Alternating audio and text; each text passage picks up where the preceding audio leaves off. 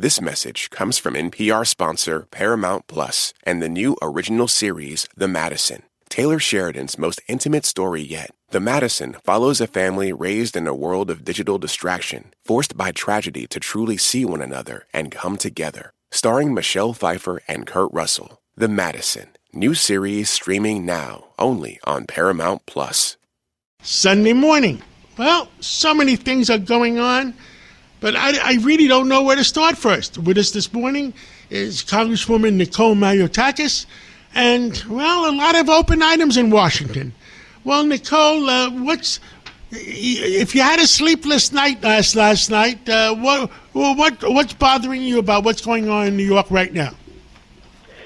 Well, John, I think what's really disturbing is over the last couple of weeks, we saw very horrific crimes being committed by illegal immigrants. I think what it does, John, is really highlight how the policies that have been pushed by the Democrats at the federal, state, and local level have led to, in some cases, deaths even. We saw this 83-year-old veteran who was killed by an illegal immigrant who threw him onto the subway tracks. That was very sad news to learn that he had succumbed to his injuries. This poor veteran who, fought for our nation to keep us safe, and he had to die that way, was very, very tragic. And it was preventable. He did not have to actually die that way. Why? Because these were policies that were put in place. Again, this guy had come into this country. He was deported 4 times. He had 15 arrests, John, for violent crimes, and yet he was still walking on the streets of New York City.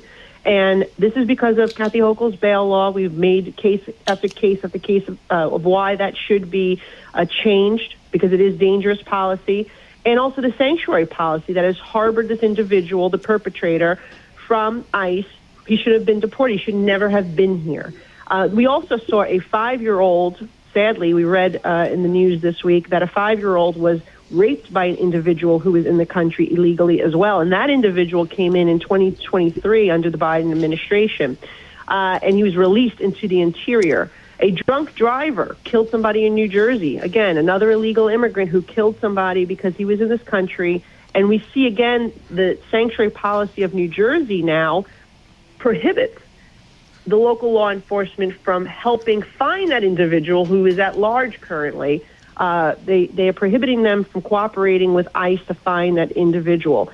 And, of course, the young college student, who originally is from New York, by the way, and who was killed, shot in the head by an illegal immigrant in Chicago. These are 4 heinous crimes that were completely preventable. And in 3 of the 4 cases, the individual sadly was killed.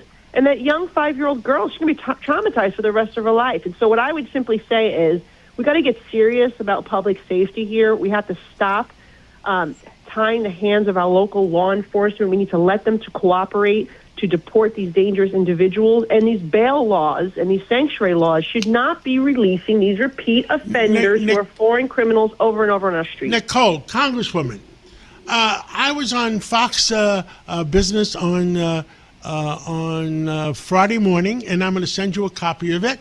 And I said the same thing you were just saying, that some people should not be allowed to be in the streets of New York.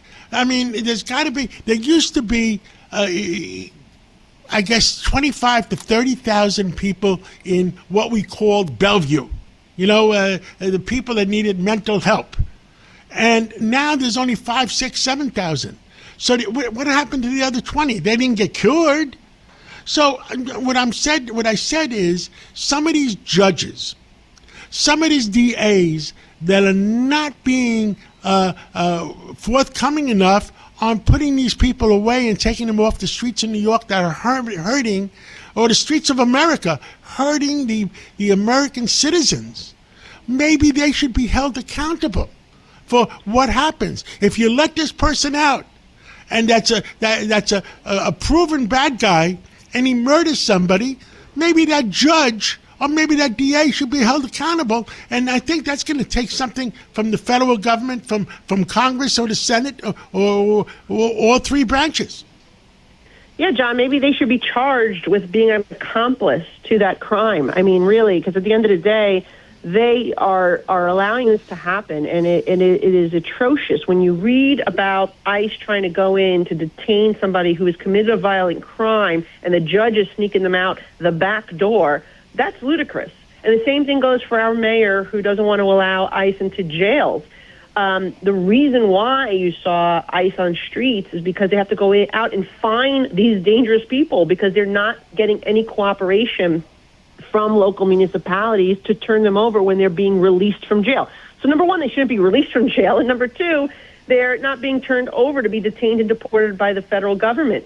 And so that is why we have this dangerous situation. And it is, I mean, really, these four examples that in just 1 week period, these four examples of how American citizens' lives have either been stolen or severely impacted by these policies that the Democrats continue to push. Absolutely, and somebody has to be accountable. And the judges, the federal judges or the state judges, the judges used to be. When I was growing up, I would put them in a seat next to God. Well, if they're allowing these things to happen, maybe they should not be sitting next to God. Yeah, and I think the problem in many of these cases is these judges are appointed by the same politicians, the mayor, the governor, the same politicians that support these crazy policies are appointing these judges. But when you do have an opportunity to elect a judge on the ballot, people do need to pay attention because judges matter. Those races matter, and who we have behind the bench really do matter in making sure that justice is delivered. Well, thank you very much, Nicole Malliotakis, and I hope common sense prevails. I hope we make a deal in the Senate. I hope we made a deal in the Congress, and I hope America can go forward. And I hope everybody can sit down across the same table and make a deal. Thank you very much, John. Great to be with you.